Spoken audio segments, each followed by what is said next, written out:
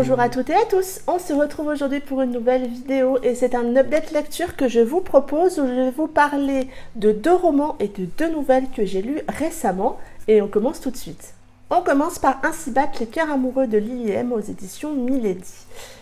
On fait ici la connaissance de Dorian, Dorian qui a été enlevé quand il était bébé pour être élevé dans une secte.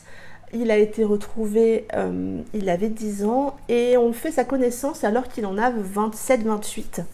On fait la reconnaissance d'un personnage un petit peu perturbé, un petit peu paumé, qui ne sait pas forcément trop où il en est. C'est pas qu'il est...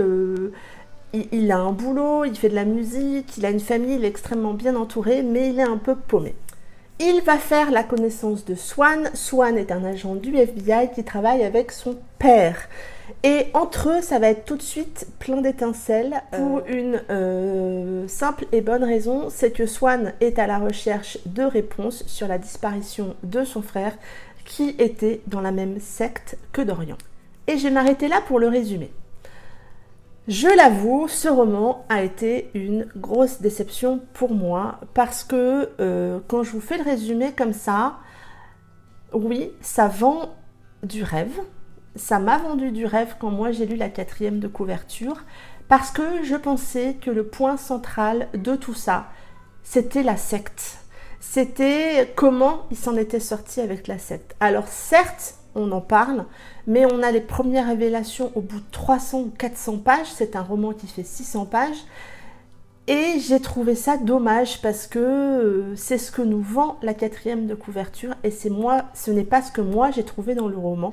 Vraiment, ça aurait pu être un coup de cœur parce que je trouve justement le synopsis intéressant, le passé de Dorian intéressant. Son caractère, sa personnalité aujourd'hui, alors qu'il a quand même vécu dans cette secte pendant 10 ans, il a été façonné dans cette secte. Et pourtant, j'ai pas réussi à m'attacher à lui, j'ai pas réussi à ressentir l'empathie que j'aurais pu ou dû ressentir, je ne sais pas. J'ai trouvé qu'il y avait trop de longueur, trop de blabla inutile.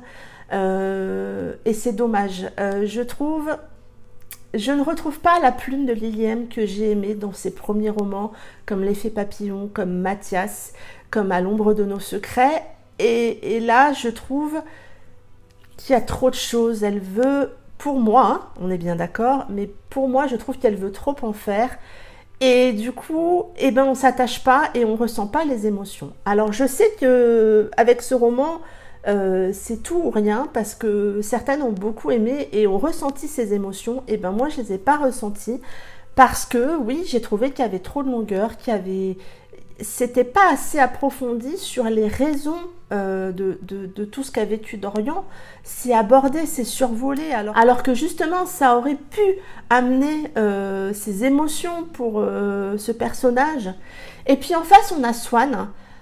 Limite entre les deux, c'est peut-être lui que j'ai préféré parce qu'il est rempli de questions, il veut savoir et il met tellement de choses de côté pour essayer de construire quelque chose avec Dorian que oui, limite entre les deux, c'est lui que j'ai préféré. Mais vraiment, ce roman pour moi a été une déception. Je ne sais pas si la plume de Lily M a changé, je ne sais pas si c'est moi qui ai changé, peut-être les deux. Est-ce que c'est le roman déjà, à chacun de nos souffles, j'avais aimé, mais j'avais trouvé quelques petites longueurs. Mais alors là, pour moi, ça a vraiment été... Je suis vraiment passée à côté de ce roman, voilà. J'ai ensuite lu Too Young de Margot De Bortoli aux éditions Addictive. Ça faisait un petit moment que j'avais envie de découvrir ce roman. On fait ici la connaissance de Mia, qui a une 30aine d'années, qui vient de perdre son mec, avec qui elle était depuis de nombreuses années, et avec qui elle devait se marier. Et elle vient également de perdre son job, donc tout va mal pour elle, et donc elle décide de retourner chez ses parents. Parce que tout va mal, donc il faut qu'elle reparte un petit peu de zéro et qu'elle se retrouve.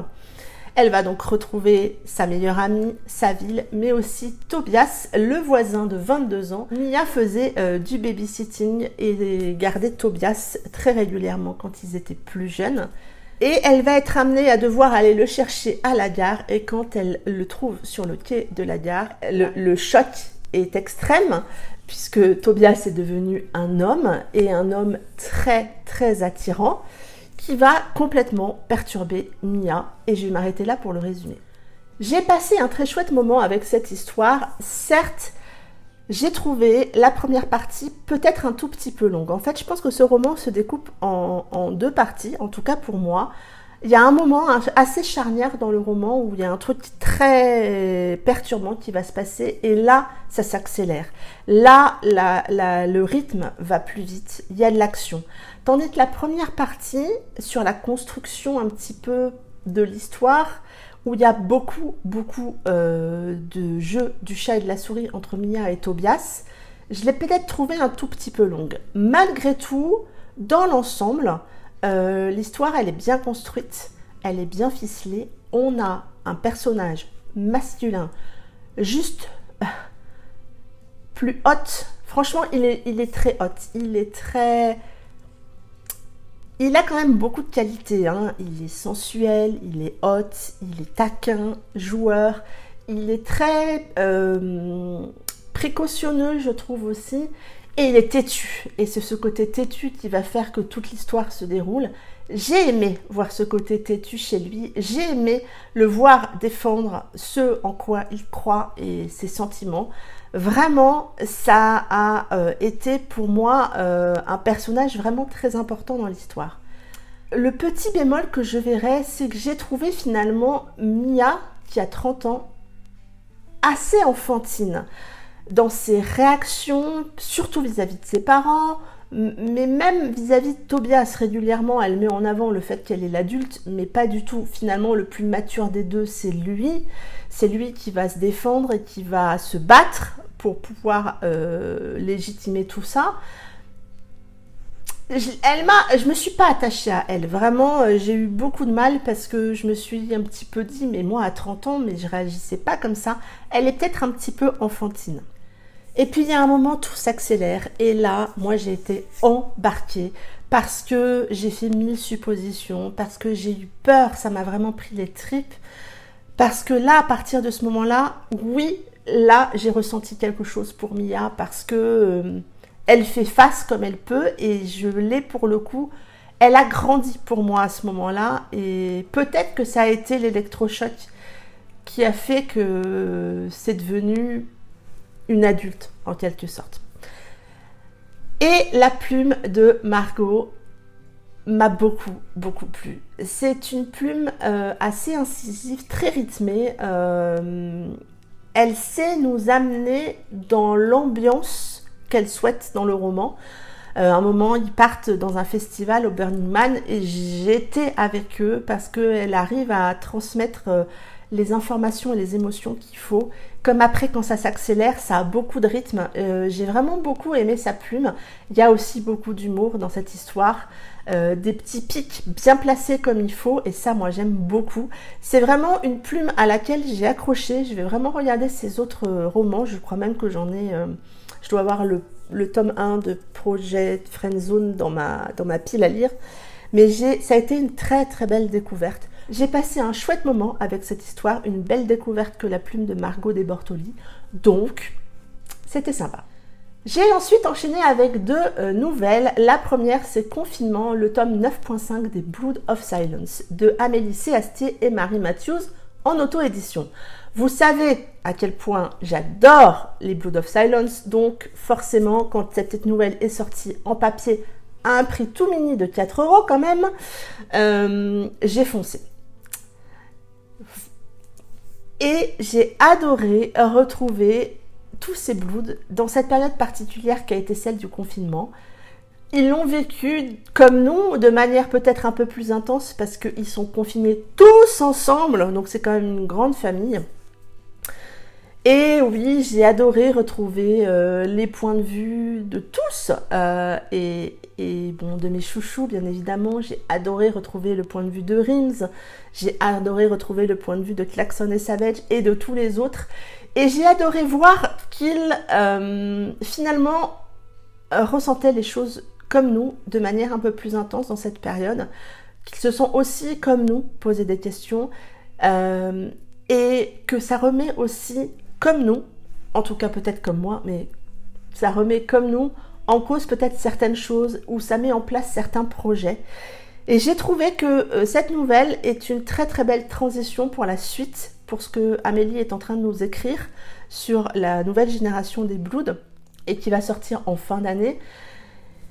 Et voilà, j'ai vraiment passé un chouette moment, c'est 130 pages où on revoit les Bloods de la première et de la deuxième génération et on voit comment ils vivent cette période de confinement. Il y a aussi beaucoup d'humour. J'ai vraiment rigolé avec Liam parce que c'est Liam, vous connaissez Liam. Mais voilà, c'est vraiment une saga que moi j'aime beaucoup. Je suis très attachée à ces personnages. Certes, tout n'est pas parfait, mais comme je vous l'ai déjà dit, cette saga a une place particulière dans mon cœur. Ça a été ma première saga biker, ça a été mes premières lectures de Amélie et Marie, qui sont pour moi des auteurs d'une valeur sûre. Et du coup, voilà, à chaque fois de les retrouver, ça me fait vraiment plaisir et cette nouvelle m'a vraiment fait du bien. Et la dernière nouvelle que j'ai lue, c'est Broken Hope de Alicia Garnier, qui est une nouvelle dans l'univers de ses romans Will You Play et Will You Stay. Mais là, on retrouve Misha, qui est un des personnages secondaires de la saga quand il était adolescent. Moi, je n'ai pas encore lu cette saga, donc je l'ai peut-être abordée de manière différente par rapport à celles et ceux qui avaient déjà lu Will You Play et Will You Stay. Mais moi, j'ai aimé. Alors certes, c'est 60 pages. On découvre Misha quand il était adolescent avec sa première histoire d'amour. On est là dans une romance young adulte MM. C'est 60 pages. C'est certes que ça a un goût de trop peu. J'aurais adoré avoir peut-être le double et que ça soit peut-être plus poussé. Mais j'ai quand même réussi à m'attacher à Misha parce qu'il s'en prend un peu plein la tête dans cette nouvelle. On parle là forcément d'homosexualité, de coming out, de tout ce qui peut découler justement de ce coming out. Et j'ai aimé, la plume d'Alicia l'aborde de manière très sincère, très fluide. Elle met en place les choses, je pense, pour la suite. Et du coup, j'ai passé un chouette moment. Ça m'a permis de découvrir sa plume, avec laquelle moi j'ai beaucoup aimé. Il y a beaucoup de douceur dans sa plume. Et cette douceur, en abordant un sujet un petit peu compliqué comme l'est le coming out, j'ai trouvé que ça faisait un bon match.